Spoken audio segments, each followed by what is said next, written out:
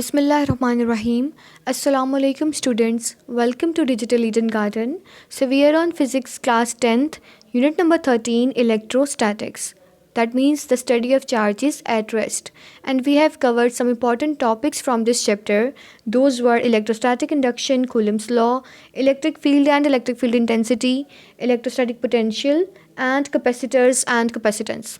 So capacitors and capacitance was our recent topic, जिसमें हमने आगे फर्दर इसको सब टॉपिक जो है वो स्टडी किया.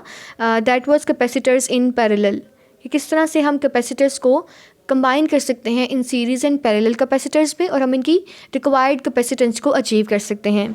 सो कैपेसिटेंस को हमने जब पैरेलल में डिस्कस किया तो हमने देखा कि ऑल कंपोनेंट्स वर कनेक्टेड अक्रॉस ईच अदर और में वोल्टेज जो है वो सेम रहा और कैपेसिटेंस और जो चार्ज था उन पे वो डिफरेंट हो गया. आज हम कैपेसिटर्स इन सीरीज़ को डिस्कस कर रहे हैं.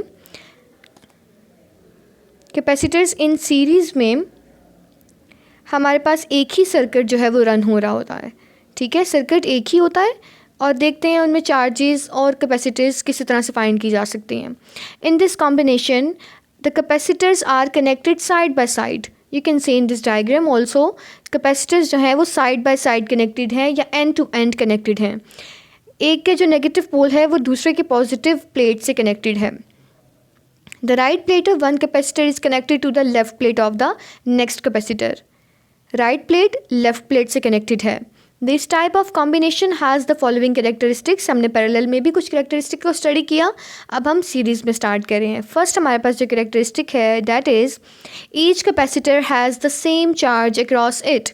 वहाँ पे हमने देखा था सेम वोल्टेज, अब यहाँ पे चीज़ डिफरेंट है. अब यहाँ पे कह रहे हैं each capacitor has the same charge, जबकि पैरेलल में चार्ज सेम नहीं था. Each capacitor has the same charge across it.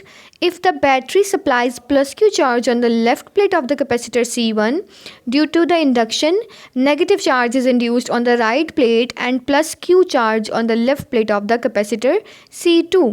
अब चार्जेस जिस तरह से डिवीजन हुई हुई है चार्जेस की, अगर एक प्लेट पे पॉजिटिव एंड नेगेटिव हैं सो नेक्स्ट कैपेसिटर की नेक्स्ट प्लेट जो उसके साथ अटैच है दैट इज़ वो उसके ऑपोजिट चार्ज होगा उस पर. इस कैपेसिटर की राइट प्लेट पे नेगेटिव चार्ज है, ये कनेक्टेड है नेक्स्ट कैपेसिटर की राइट प्लेट पे जिसके ऊपर पॉजिटिव चार्ज गिवन है. फर्दर नेक्स्ट कैरेक्टरिस्टिक की तरफ मूव करते हैं. The potential difference across each capacitor is different. अब यहाँ पे चेंज आ गया है. पहले पैरेलल में हमारा जो पोटेंशियल डिफरेंस था दैट वाज सेम, लेकिन यहाँ पे चार्जेस सेम है, यहाँ पे पोटेंशियल डिफरेंस सेम नहीं है.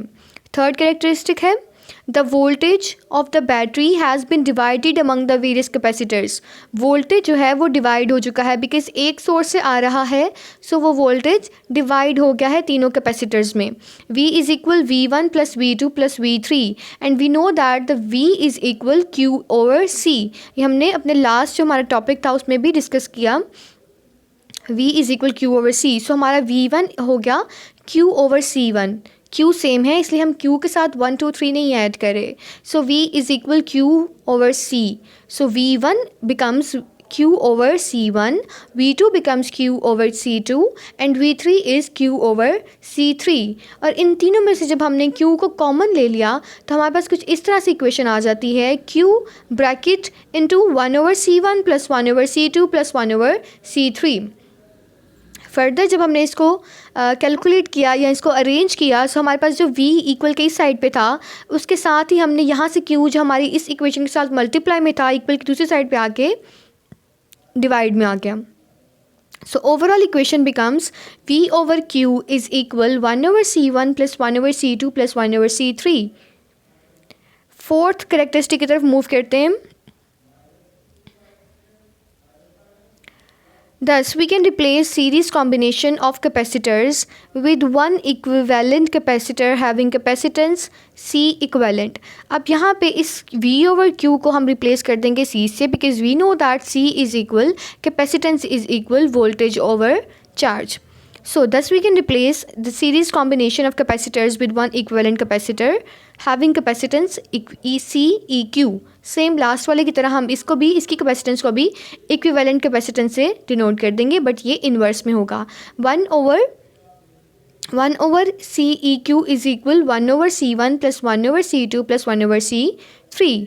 In the case of n capacitors, अगर नंबर बहुत ज़्यादा हो जाए, n नंबर ऑफ कैपेसिटर्स हो जाएं, तो उनकी कैपेसिटेंस भी हम उसी तरह से फाइंड कर सकेंगे. 1/c equivalent is equal 1/c plus 1/c2 plus 1/c3 and so on till 1/cn. ये हमें इक्वेशन आगे मिल गई 13.10. I hope all the characteristics are clear now. आपको इसको डिफ्रेंशिएट करना होगा with parallel and series, both of them. Series में जो चीज़ें सिमिलर हैं वो पैरेलल में नहीं है, और ऑपोजिट केस है पैरेलल में सीरीज़ के साथ. सीरीज़ में आपको वोल्टेज सेम मिल रहा था, पैरेलल में आपको वोल्टेज सेम नहीं मिल रहा. सीरीज़ में आपको कैपेसिटेंस एंड चार्जेस सेम थे, जबकि पैरेलल में इसके ऑपोजिट है. और इसी तरह हम इसको भी एक एग्जाम्पल से वो जो है कंक्लूड करते हैं. Example 13.4. 3 capacitors with capacitance of 3.0 microfarad. 3 हमें capacitance given है which are arranged in series combination to a battery of 6 volt, where जो उन्होंने farad को आपको microfarad को explain कर दिया है कि उसको वो 10⁻⁻6 farad के equal है. अब हमने 3 चीज़ें फाइंड करनी है. The total capacitance of series combination, the quantity of charge across each capacitor and the voltage across each capacitor. 3 चीज़ें, कैपेसिटेंस, चार्ज एंड वोल्टेज.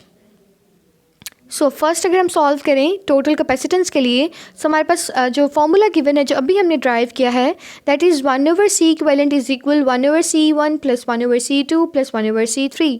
सो इन तीनों की वैल्यूज जब हम पुट करेंगे और हम इनमें से माइक्रोफैरड को सेपरेट आउट कर लेते हैं और इन तीनों का एलसीएम लेके आपके पास कुछ इस तरह से इक्वेशन आ जाएगी 47/60, जिसे आप मल्टीप्लाई कर रहे होंगे माइक्रोफैरड के साथ, जो कि इन्वर्स में है.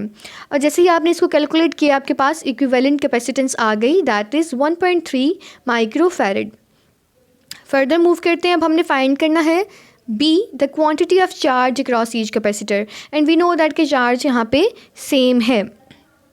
In series combination, charge across each capacitor is same and can be found as Q is equal CV. यहाँ पे 1 2 3 नहीं करे बिकॉज हमारा चार्ज जो है वो सेम है. सो Q इज इक्वल CV. यहाँ पे हमारे पास C जो है दैट इज़ 6.0 वोल्टेज जो है वो 6.0 है, और हमारे पास जो कैपेसिटेंस थी दैट वाज 1.3. इस तरह से हम C1 जो है वो इस तरह से हम अपना Q जो चार्ज है वो कैलकुलेट कर लेंगे.